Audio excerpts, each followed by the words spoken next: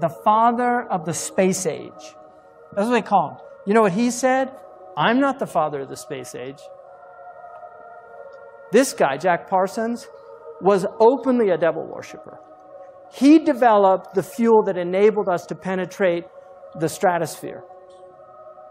Satellites could not have come about without this guy. In his diary that he himself wrote, he had a dream. This is 1948.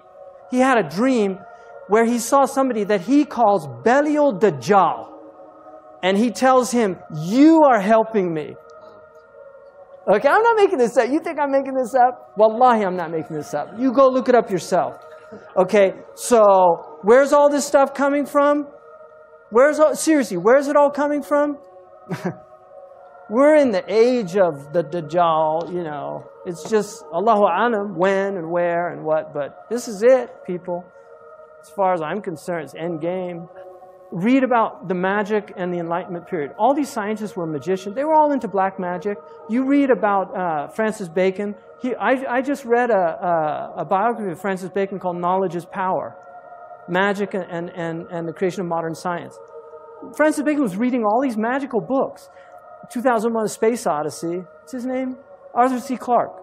Arthur C. Clarke, great technologist.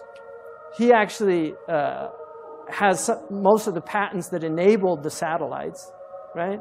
If you look at his interview with BBC in 1961, where he predicts the internet, he predicts the cell phones, he predicts texting. He said that by the year 2000, people are going to have handheld devices that enable them to talk to anybody anywhere, right? Arthur C. Clarke said, and he has 3 laws of technology. One of his laws is no technology reaches a level of complexity except it becomes indistinguishable from magic. So, you know, I don't know. I'm not a big fan. I'm not a Luddite, right? I'm using a microphone right now. I'm not a Luddite. But this whole worshipful attitude towards technology, to me, is really stupid. The Illuminati's agenda to use the Apple Computer Company to brainwash the masses in preparation for the transhumanist evolution, as well as prepare them to accept the mark of the beast. The Apple Computer Company is a sinister company being used in the Illuminati agenda to prepare the Antichrist kingdom.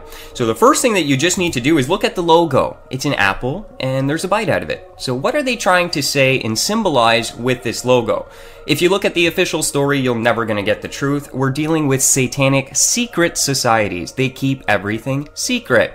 And so this is a symbol from Apple Computer of satanic Luciferian enlightenment, that godhood can be achieved by a bite out of the forbidden fruit. The first Apple was sold for $666.66. Historical first yesterday as Apple, maker of MacBooks and the iPhone, of course, became the first public U.S. company to be valued at $1 trillion.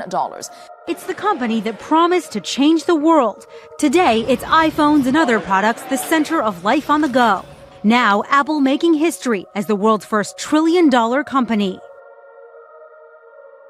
Now, this is an HP commercial, and as you can see, for those of you who study the Illuminati, you understand the transhumanist agenda. They believe that at some point they will become gods by merging themselves with technology. It's called the Singularity. Ray Kurzweil, a Google executive, is actually saying that by 2045 we will achieve what he calls singularity, man merging with machine, therefore man evolving into a god. And here we have Dr. Dre promoting this transhumanist agenda. Later on in the commercial, the Beats by Dre conveniently comes here, and I mean, it's blatant, 666, the number of the beast. Now, this, to most brainwashed people who do not know that there is an Illuminati matrix, a satanic antichrist matrix that blinds their eyes so they can't even see the truth hidden right in front of their eyes. Apple possibly poised to make the biggest deal in its history and in the process create what could be hip-hop's first billionaire. This is all about Dr. Dre's popular company Beats, which does headphones and much more. In the late, the Renaissance period and the Enlightenment period were involved heavily in magic. And you can study this in the history of it. They were very interested in alchemy. All of these sciences came out of these occultic sciences. So there's a relationship between very, very sophisticated sciences and magic. Many of the people that are involved in film, many of the people involved in music, many of the people that are involved in newscasting, they know how to manipulate the minds of people. Whether it's done with this type of magic or simply with the power of technology and the higher magic, the result is the same. You get people that are as if they're possessed. When you actually find out about the characters that were involved in producing a lot of this technology and you read the history of it, you find that they were really involved in a lot of these things, which is very strange.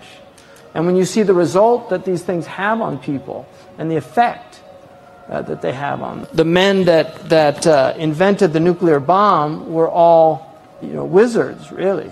And they were wizards. And some of them were involved in black magic. This is simply a fact.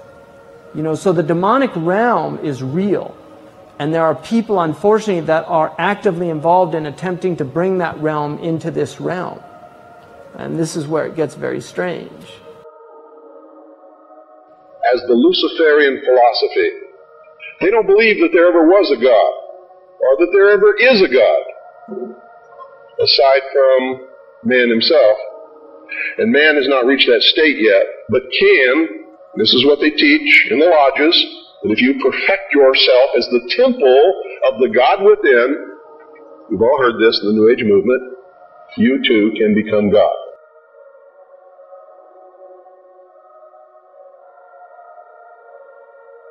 The term I am seems to be quite powerful and is used more often than any of us even think about. And God said to Moses, I am that I am. And he said, thus you shall say to the children of Israel, I am has sent me to you. So what does I am mean? I am means God. It means bypassing God and cheating death. The elite have been trying to find ways to live forever for a long time now, and they are getting close. I am means hijacking God's creation and changing it so it can defy death, which is not natural. We are meant to live and die. It's as simple as that. Is anyone familiar with the pop star Will I Am? He is admittedly a futurist, meaning that he is big on the development of future technologies. Not to say that this is inherently bad, but when you understand what I am actually means, then it changes your perspective pretty quickly. Will I Am owns a company called I Am Plus. When you go to the About section of I Am Plus, it says this, I Am Plus is a Hollywood-based technology company. Our vision is to create a community of creatives and coders and believe that through music and technology as the first step, we can usher in a powerful new era built on AI. Artificial intelligence, of course. So this is obviously a pro-transhumanism company. Not to mention, H+ is the abbreviation for transhumanism, and there is a magazine called H+, dedicated entirely to transhumanism. Will I Am seems like a harmless pop artist that makes music for little kids, but it goes much deeper than that. In fact, when you really pay attention to his music videos, you see a lot of transhumanist symbolism. It even shows in his work with the Black Eyed Peas. Let's start with Beyonce and her album, I Am... Sasha Fierce. So I looked around a little, and sure enough, I found an ad for the Beyonce 2009 I Am tour, with her portrayed as a cyborg.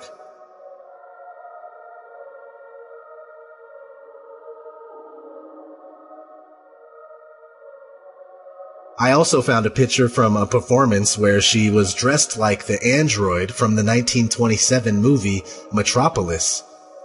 In fact, Metropolis is one of the very first dystopian movies about transhumanism, and still shows up in a lot of today's pop music. In the movie, there is an inventor who creates a machine man that he considers to be the man of the future. The android has the ability of taking the form of any person, and the inventor says that no one will be able to tell a machine man from a mortal. It blows my mind that the transhumanist dream was already present back in the 1920s. And today we see Beyonce, Kylie Minogue, Janelle Monáe, Christina Aguilera, Lady Gaga, and many more paying homage to the Metropolis, whether they are in the know or not. Let's check out a company called Humai. This company is dedicated to figuring out how to upload people's consciousness into computers in order to live forever. What's interesting is that Humai backwards says I am. You can't make this stuff up. One of the people that work there is Kate Aquino. She's listed as a futurist, and she's all over the internet under the handle Miss Metaverse, pushing the transhumanist agenda. Her father happens to be Michael Aquino, a satanic high priest and founder of the Temple of Set. But not only that, he was a lieutenant colonel for the United States military at the same time, and the military was fully aware. Here's an old newspaper article about Michael Aquino with the title "Devil Worshipper Holds Sensitive Army Post and Top Brass Says No Problem." Here he is hanging out with Anton LaVey, the founder of the Church of Satan. And it doesn't matter if you believe in that kind of stuff. The scary thing is that they do believe it, and they are acting on it. One day, everything in this world that was once natural will be synthetic and without a soul. And they are knowingly and actively corrupting his creation to the core. At least that's what they think.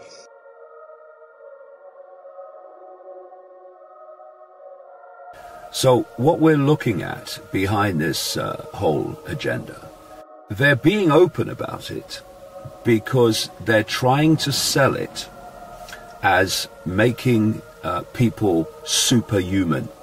The whole term singularity refers to a point where artificial intelligence becomes greater in thinking potential than human consciousness, the human conscious mind.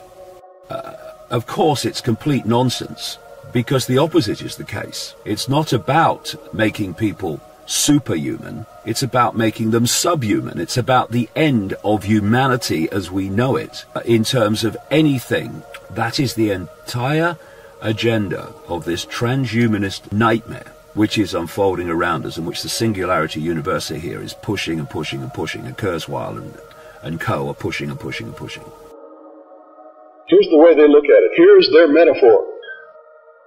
Adam and Eve were held prisoner in the Garden of Eden by an unjust, cruel, and vindictive God until Lucifer set man free from this garden by giving him the gift of intellect.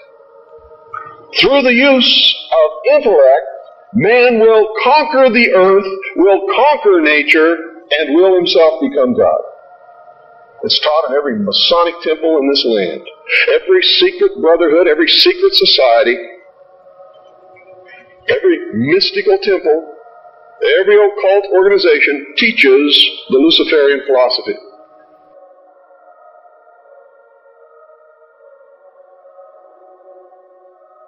To bring in the New World Order, they need to create a Big Brother spying system where everyone is monitored and they can, just like God, see all things.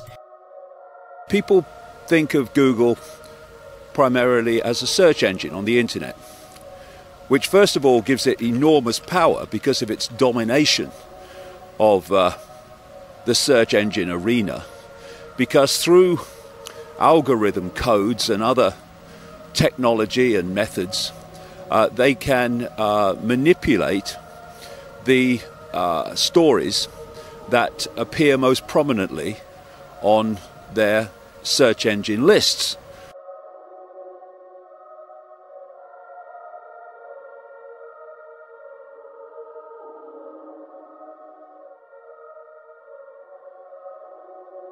Of course not. That is a warm hoodie. Yeah, no, it's a thick hoodie. It's a company hoodie. We print our mission on the inside. What? Oh my really? God, the inside of the hoodie, everybody. Take a moment. What is it? Making the world more open and connected. Oh my God, it's like a secret cult. Look at that, making the world open and connected, stream, graph, platform, and this weird symbol in the middle that is probably for the Illuminati. Oh, 2010. No, it's 2010. Okay. Oh, no.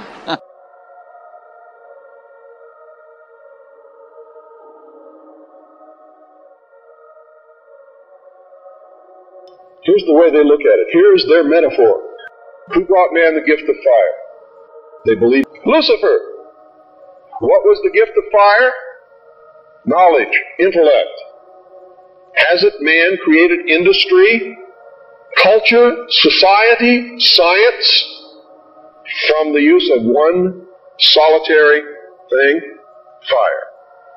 That the discovery or invention or harnessing of fire was one of the great scientific and technological discoveries in all of human history. Fire, to a great extent, made human civilization possible. Fire made it possible. There was no Bronze Age without fire. No Iron Age without fire. No Industrial Revolution without fire. The advances of science and technology are greatly dependent on the human ability and capacity to take fire and use it for human good. Fire makes it possible for us to text and tweet and email and Instagram and Facebook and socially be dysfunctional with each other. بلى من كسب سيئة وأحاطت به خطيئته فأولئك أصحاب النار هم فيها خالدون